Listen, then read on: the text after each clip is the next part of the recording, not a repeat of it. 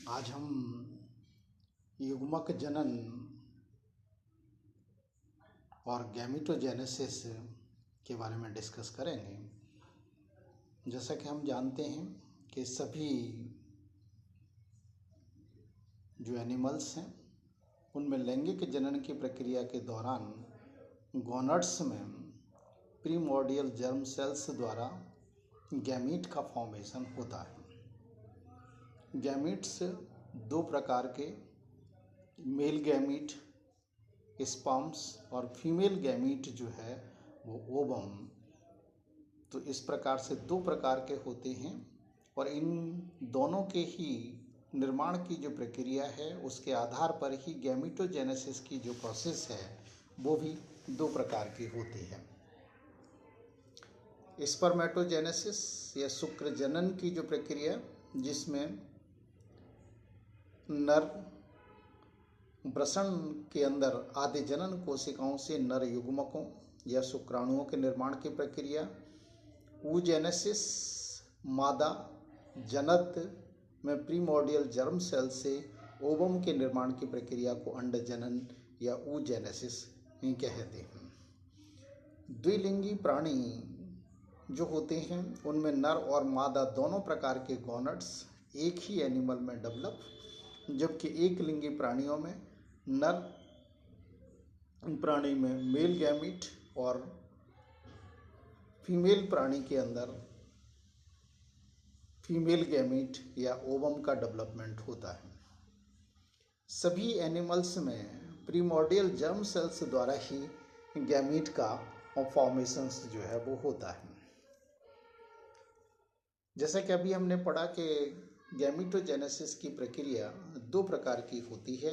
इनमें से first spermatogenesis, इसके बारे में आज हम डिस्कस करेंगे। स्पर्मेटोजेनेसिस की प्रक्रिया, जैसे कि हमने प्रारंभ में ही पढ़ा कि टेस्टिस और टेस्टिस के अंदर जो प्रीमोर्डियल जर्म सेल्स हैं उनके द्वारा स्पर्म्स फॉर्मेशन की प्रोसेस को स्पर्मेटोजेनेसिस कहते हैं।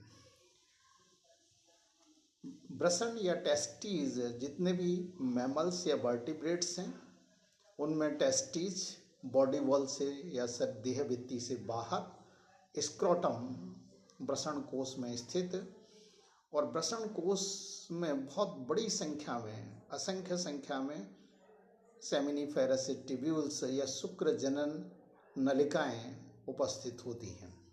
सेमिनिफेरस ट्यूब्यूल्स के चारों तरफ जो मेम्ब्रेन पाई जाती है उसे ट्यूनिका प्रोप्रिया, और इसके ठीक नीचे जर्मिनल एपिथेलियल लेयर्स।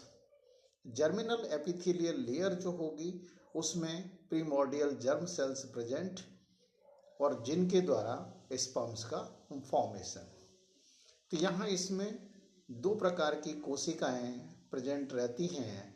एक तरफ तो सोमेटिक सेल्स जिन्हें हम सेरोटोली कोशिकाएं कहते हैं, जो शुक्राणुओं को पोषण प्रदान करने का कार्य करती हैं, और दूसरा इसके साथ साथ ही जो जर्म सेल्स या प्रीमोर्डियल जर्म सेल्स जिनके द्वारा स्पर्म्स का फॉर्मेशंस।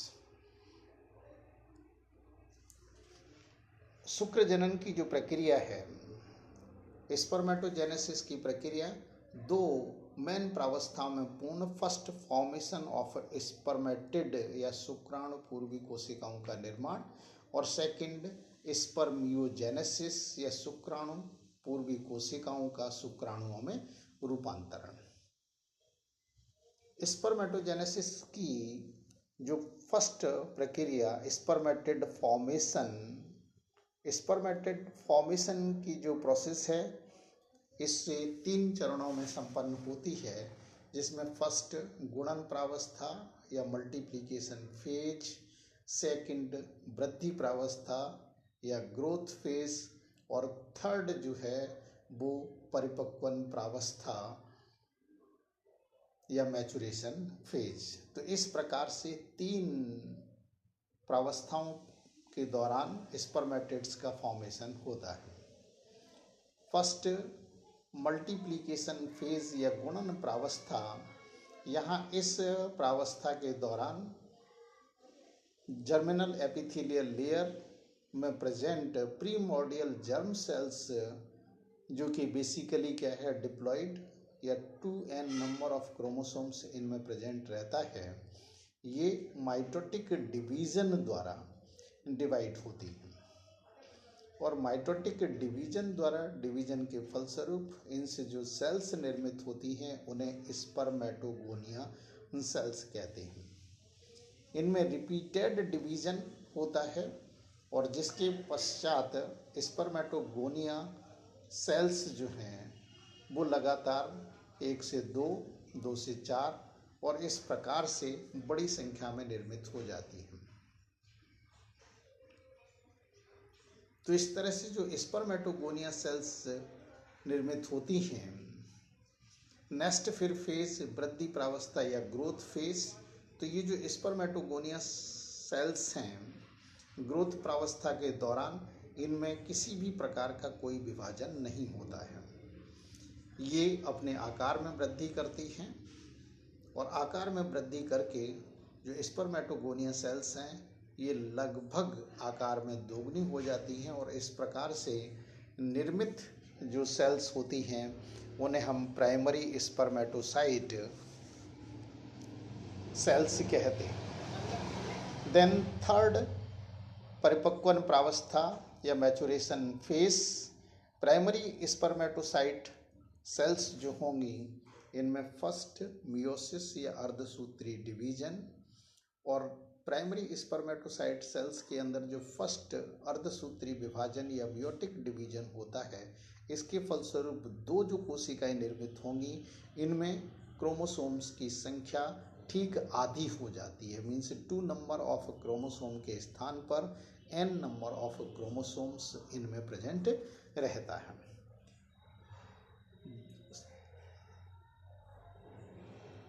सेकंड, अब इस प्रकार से निर्मित ये जो सेल्स हैं ये आपकी क्या है, secondary spermatocyte. Secondary spermatocyte cells में फिर second maturation division. Second maturation division mitotic या समसूत्री विभाजन के समतुल्य होता है और जिसके फलस्वरूप 4 कोशिकाएं निर्मित होती हैं जिन्हें हम स्पर्मेटिड या शुक्राणु पूर्वी कोशिकाएं कहते हैं। इस प्रकार प्रत्येक जो स्पर्मेटोगोनिया सेल्स है उसके द्वारा 4 स्पर्मेटिड सेल्स निर्मित हो जाती हैं। इस प्रकार से निर्मित सभी जो स्पर्मेटोगोनिया सेल्स हैं, ये स्पर्मेटोगोनिया सेल्स लगभग गोलाकार आकृति में, इन सेल्स के अंदर nucleus, endoplasmic reticulum, Golgi coy, centrosome, mitochondria आदि ये सभी कोशिकांग जो है प्रेजेंट रहते हैं। देन सेकंड स्टेप, शुक्राणु पूर्वी कोशिकाओं का शुक्राणु में कायांतरण या जिसे हम स्पर्मियोजेनेसिस कहते हैं। तो इस स्पर्मियोजेनेसिस की प्रक्रिया के दौरान जो स्पर्मेटिड्स जो कि नॉन मोटाइल होते हैं, जैसा कि अभी हमने पढ़ा कि वो राउंडेड शेप स्ट्रक्चर के रूप में, आकार में काफ़ी अधिक बड़े, इनमें न्यूक्लियस के साथ साथ ही माइटोकॉन्ड्रिया, गोल्जी कॉय, एंडोप्लाज्मिक रेटिकुलम, सेंट्रोसोम, राइबोसोम्स, ये सभी जो ऑर्गेनेलीज हैं ये यहाँ प्रेजेंट रहते हैं। इस स्पर्मियोजेनेसिस की प्रोसेस के दौरान इनमें मॉर्फोजेनेटिक और इसके साथ साथ ही फंक्शनल या फिजियोलॉजिकल दोनों ही प्रकार के मेटाबॉलिक चेंजेस होते हैं और इन मेटाबॉलिक चेंजेस के फलस्वरूप अचल या नॉन मोटाइल स्पर्मेटिड्स ये मोटाइल स्पर्म्स में रूपांतरित हो जाते हैं। स्पर्मियोजेनेसिस की प्रोसेस काफ़ी जटिल कॉम्प्लेक्स होती है और इसमें विभिन्न स्टेप्स जो है वो प्रेजेंट रहते हैं, जिनमें से फर्स्ट आप देखेंगे फॉर्मेशन ऑफ एक्रोसोम। शुक्राणु की संरचना, जैसा कि हम जानते हैं कि उसमें अगले सिरे पर शुक्राणु शीर्ष, और उस शुक्राणु शीर्ष में केंद्रक के ठीक आगे की ओर जो संरचना प्रेजेंट रहती है उसे एक्रोसोम कहते हैं। तो एक्रोसोम का जो निर्माण है ये क्या है, गोल्जी कॉम्प्लेक्स या गोल्जी काय के द्वारा होता है। गोल्जी कॉम्प्लेक्स की जो स्ट्रक्चर है इसमें विशेष रूप से लैमेलिस, बैसिलस, सिस्टर्नी, इस प्रकार की जो संरचनाएं हैं ये प्रेजेंट रहती हैं। तो गोल्जी बैसिलस के अंदर डेंस सबस्टेंस प्रेजेंट रहता है और इस पदार्थ को ही हम प्रोएक्रोसोमल ग्रैन्यूल कहते हैं। या फिर इसके स्थान पर अधिकांश जीवों के अंदर छोटी छोटी बैसिलस आपस में मिल जाती हैं और मिलकर बड़ी बैसिलस का निर्माण करते हैं, और इस प्रकार से निर्मित जो बैसिलस होती है उसे हम प्रोएक्रोसोमल बैसिलस कहते हैं। और इन सभी प्रोएक्रोसोमल बैसिलस के अंदर जो डेंस पदार्थ होता है वो एकत्रित हो जाता है और इसे एक्रोसोमल सबस्टेंस या ग्रैन्यूल्स कहते हैं। तो इस प्रकार से जो ये एक्रोसोमल ग्रैन्यूल है ये फिर केंद्र के आगे अग्रसिरे पर स्थापित हो जाती है और शेष जो गोल्जी कॉम्प्लेक्स का भाग है वो पश्च भाग में स्थानांतरित हो जाता है। साथ ही इनका जो साइटोप्लाज्म है वो निष्कासित हो जाता है और इस प्रकार से एक विशेष तरह की संरचना डेवलप हो जाती है जिसे एक्रोसोम कहते हैं। देन फिर नेक्स्ट इसमें चेंजेज इन न्यूक्लियस के स्पर्मेटेड सेल्स जो होती है उसमें न्यूक्लियस गोलाकार संरचना के रूप में प्रेजेंट रहता है और इसके साथ साथ ही न्यूक्लियस के अंदर न्यूक्लियोलस, न्यूक्लियोप्लाज्म, प्रोटीन्स आदि पदार्थ प्रेजेंट रहते हैं। यहाँ स्पर्मेटिड के न्यूक्लियस में जब परिवर्तन होता है तो ऐसी स्थिति में एक तो ये आकार में काफ़ी अधिक छोटा कि लगभग इसका साइज जो है वो 110 मिली माइक्रोन से परिवर्तित होकर ये लगभग 2 से मिली माइक्रोन के आकार का हो जाता है। इसके साथ ही इसमें न्यूक्लियोप्लाज्म आदि जो पदार्थ होते हैं वो क्षीण हो जाते हैं और इसके स्थान पर डीएनए, इसके साथ ही क्या है हिस्टोन प्रोटीन, एल्केलाइन प्रोटीन, ये जो सबस्टेंसेस हैं वो यहाँ डेवलप हो जाते हैं। तो इस तरह से स्पर्मेटिड का जो न्यूक्लियस है वो फिर स्पर्म्स के न्यूक्लियाई में मॉडिफाई। सभी जो एनिमल्स होते हैं उनमें स्पर्म्स हेड की आकृति भिन्न प्रकार की, उसके अनुरूप ही स्पर्म्स का जो न्यूक्लियस है उसके साइज में भी परिवर्तन हो जाता है। साथ ही न्यूक्लियस का जो पश्च सिरा है वो पश्च सिरा अंदर की तरफ धंसकर एक परफोरेशन डेवलप कर लेता है और उसके अनुरूप ही फिर जो हेड या एक्रोसोम है उसके पश्च सिरे पर भी एक खांच या परफोरेशन डेवलप हो जाती है। Then formation of middle piece, sperms का जो मध्य खंड है, तो जब यहाँ स्पर्मेटिड का फॉर्मेशन होता है तो उसी दौरान जो इसका सेंट्रोसोम है वो सेंट्रोसोम विभाजित हो जाता है। सेंट्रोसोम के विभाजन होने से 2 सेंट्रियोल, प्रॉक्सिमल और डिस्टल सेंट्रियोल्स डेवलप हो जाते हैं। प्रॉक्सिमल सेंट्रियोल न्यूक्लियस के पश्च भाग में या परफोरेशन में स्थित और जबकि दूरस्थ सेंट्रियोल उसके ठीक पीछे स्थित हो जाता है। दूरस्थ सेंट्रियोल जो होगा उसके द्वारा एक्सियल फिलामेंट्स का निर्माण किया जाता है। अब यहाँ मिडिल पीस के दौरान जो ये एक्सियल फिलामेंट है, इस एक्सियल फिलामेंट के चारों ओर माइटोकॉन्ड्रिया व्यवस्थित हो जाती हैं और जब यही माइटोकॉन्ड्रिया आपस में संयोजित होकर फीते के आकार की संरचना निर्मित करती हैं तो इस प्रकार से निर्मित स्ट्रक्चर को नेविन कर्ण कहते हैं। और ये जो स्ट्रक्चर है ये एक्सियल फिलामेंट के चारों ओर या मिडिल पीस में एक कुंडलित या कॉइल्ड स्ट्रक्चर के रूप में प्रेजेंट रहती है। कुछ एनिमल्स में माइटोकॉन्ड्रिया में 2 बैंड्स प्रेजेंट रहते हैं।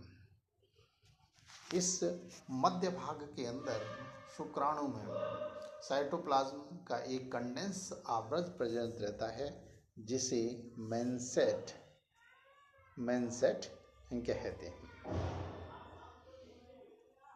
चेंजेज इन साइटोप्लाज्म, जैसे ही एक्रोसोम का निर्माण होगा तो उसके साथ साथ ही स्पर्मेटेड का जो साइटोप्लाज्म है वो पीछे की ओर प्रवाहित होता है और पीछे की ओर प्रवाहित होकर ये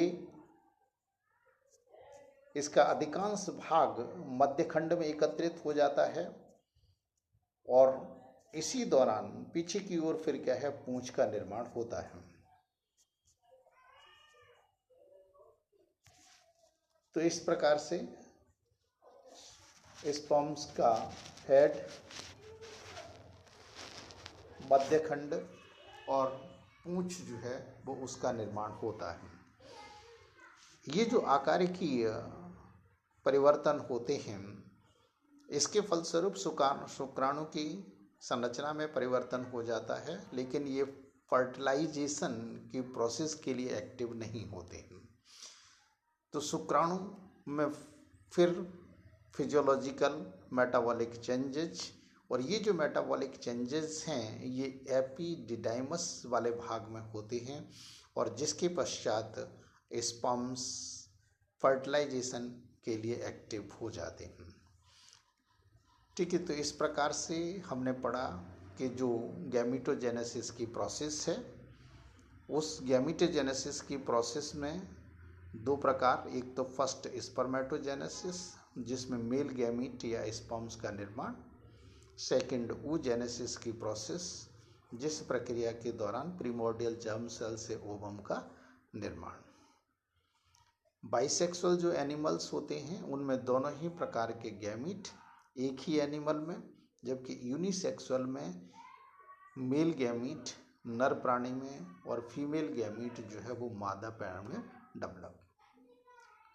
फिर जैसा कि हमने स्पर्मेटोजेनेसिस की जो प्रोसेस है जिसमें प्रीमोर्डियल जर्म सेल से स्पर्म्स का फॉर्मेशन, तो टेस्टिस में जैसा कि अभी बताया गया क्या प्रेजेंट रहती हैं, सेमिनिफेरस ट्यूब्यूल्स, और उसकी जो इनर लेयर है उसमें जर्मिनल एपिथेलियम, और उस जर्मिनल एपिथेलियम में ही जो प्रीमोर्डियल जर्म सेल्स हैं उनसे स्पर्म्स का फॉर्मेशंस।